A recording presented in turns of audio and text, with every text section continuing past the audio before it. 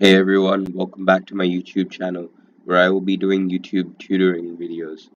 Today is another video in the calculus series, and it looks like I'm way behind schedule, so I will probably start uploading more now. So we're focusing on inverse function derivatives. So say you have any two functions, f of x and g of x, which are inverse functions, meaning that f of g of x is equal to x and g of f of x is also equal to x. How would you find the derivative of the inverse at a point if you're given the original function? So for that, you take either one of these. Say f is your original, which I'll label as OG, and g is your inverse. That means you have f of g of x is equal to x, and you want to find the derivative of the inverse.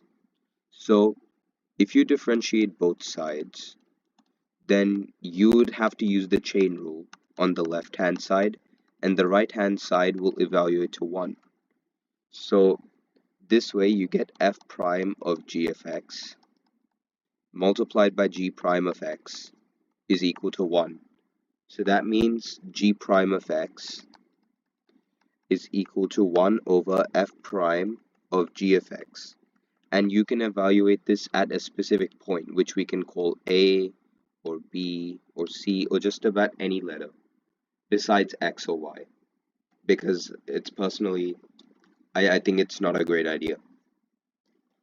So if I were to have a point on F, which is 2, 7, that means the point on G would be 7, 2. So that means that means if I were to try and find the derivative of g at 7, it would be 1 over f prime of g of 7, which is 2. And if we're given f prime, if we're given f, we can probably calculate f prime by now. So now let's get into a question.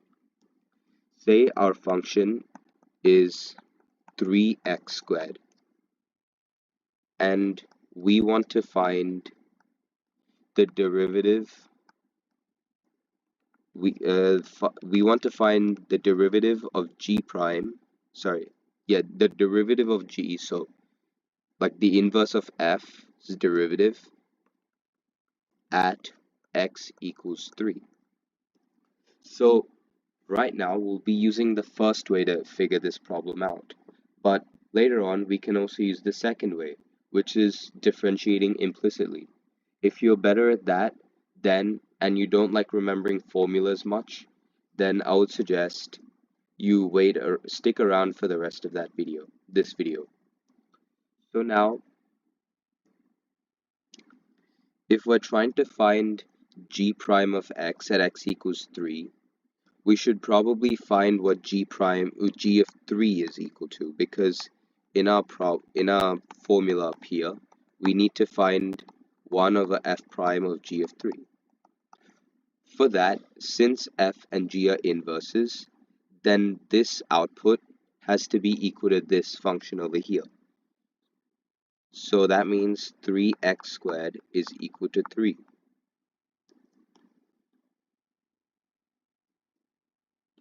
And it looks like I should have used a better example just because I will get two values. In fact, I'll just change this to cubed so that I get one value.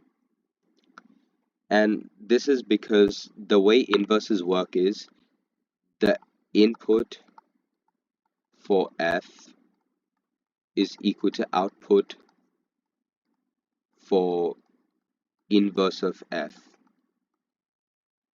And it doesn't look very clear here. It's basically just the opposite operation. So a graph on f, a point on f which is 1, 2 would be 2, 1 on the inverse. and vice versa, which is why I'm setting this input over here equal to this output over here, which is why I have 3x squared is equal to 3. So that means, 3x cubed is equal to 3. So now we can cancel out these 3's and you get 1. So then x cubed is equal to 1, and then the only real solution we have for that is x is equal to 1. So now we have g of 3 is equal to 1.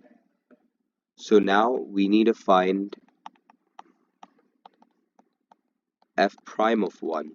We have f up here, so using our power rule, we can differentiate f. So that means f prime of x is equal to 3 times 3x squared, which is just 9x squared. And that means f prime of 1 is equal to 9. So that means this derivative is equal to 1 over 9. And this seems a little bit formulaic. So the other way you could do it is with implicit differentiation. And to illustrate that, we'll basically do the same question. So we have f of x is equal to 3x squared, and we want to find g prime of 1. In a previous algebra class, you may have been taught to rewrite f of x as y is equal to 3x squared, and then just switch the variables. And that's what we would do over here, because when we switch the variables, that means we're basically taking the inverse. The input becomes the output becomes the input. So we get x is equal to 3y squared. So from here, we differentiate implicitly. And that means if we were to differentiate x with respect to x, we get 1. And sorry, this should be cubed, not squared. And if we were to differentiate 3y cubed with respect to x, we get 9y squared multiplied by dy over dx because of the rule, because it's basically chain rule. And I apologize because this should also be 3, not 1. So now if we were to solve for dy over dx, which is for g of x, we get 1 over 9y squared. But now we have a problem. We have y in our equation and not x. So we still need to find out where exactly this y value is. But we have x over here. So we substitute x for 3. So we get 3 is equal to 3y squared. And I probably should have used the same wording and lettering in the previous method too. Cubed, not squared. I don't know why I keep doing this. And now we get y cubed is equal to 1. And like before, we get y is equal to 1 as our only real solution.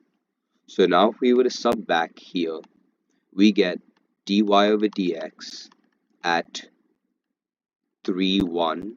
This, because it's a specific point that we're evaluating at, is equal to 1 over 9.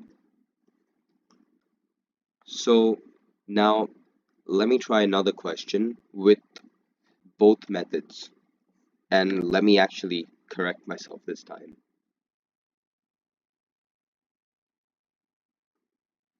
Say we have some function f of x is equal to 2x squared plus 4x minus 9.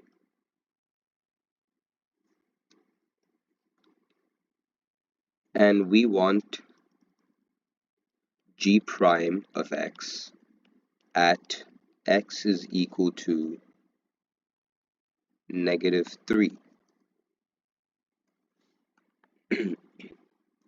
So now, using the first method, we get our formula g prime of x is equal to 1 over f prime of g of x. So now the first step would be to find g prime of 3. Sorry, g of 3.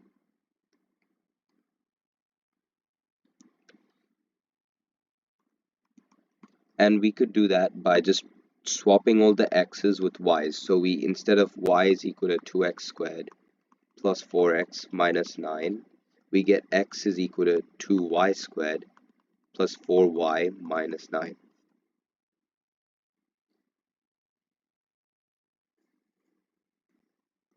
Except now, like, the only difference is this, like, so now, like we did with the implicit differentiation, we substitute x for -3, and we also get, so that's equal to 2y squared plus 4y minus 9. So now we get 2y squared plus 4y minus 6 is equal to 0. And if we were to factor it out, it would be y squared plus 4y minus 3 is equal to 0. And that would mean y has two values, I think. Oh, this should be 2y, not 4y. So that means y is either 0 or either 1 or -3, which I should have thought of in foresight. But for now, we'll just use 1 as this value over here. So we can actually do both, in all honesty. So now we have f of x is equal to 2x squared plus 4x minus 9. So now to find f prime, we use the power rule again. So that means it's 4x plus 4. And f prime of 1 is equal to 8. So that means g prime of 3 is equal to 1 over 8, or since f prime of 3, -3 is equal to -8, we get g prime of 3 is also equal to -1 over 8, because we had two solutions for g of 3, and we get this because g of x is not actually a function in this case, it's a relation, because since f of x is many to 1, g of x is 1 to many, meaning it's not a function. And if you're not aware of what many to 1, 1 to 1, 1 to many, and many to many are, I made another video for that. And in case I didn't, either please drop that in the comment section, or there are other resources available. So now for the implicit method. It works pretty similarly to what I did in the previous question, and to some extent in this question here too. Normally, for the first method, finding the y value, for example g of 3, wouldn't be very difficult, because more often than not, they might actually give you points to work with. So if they give you something like an f of x, if they give you something like this, x, f of x, and g of x, and it's like, that means, sorry, if they give f of 5 is equal to 10, that means g of 10 is equal to 5, and you can probably deduce that from a table. So in reality, this step may not necessarily be there in the first form, but it's just there to show, and I apologize if I made it too complicated. Please drop it in the comments if it is a bit too complicated. Anyways, back to the implicit thing. We have y is equal to 2x squared plus 4x minus 9. And to find the inverse, we just switch the variables.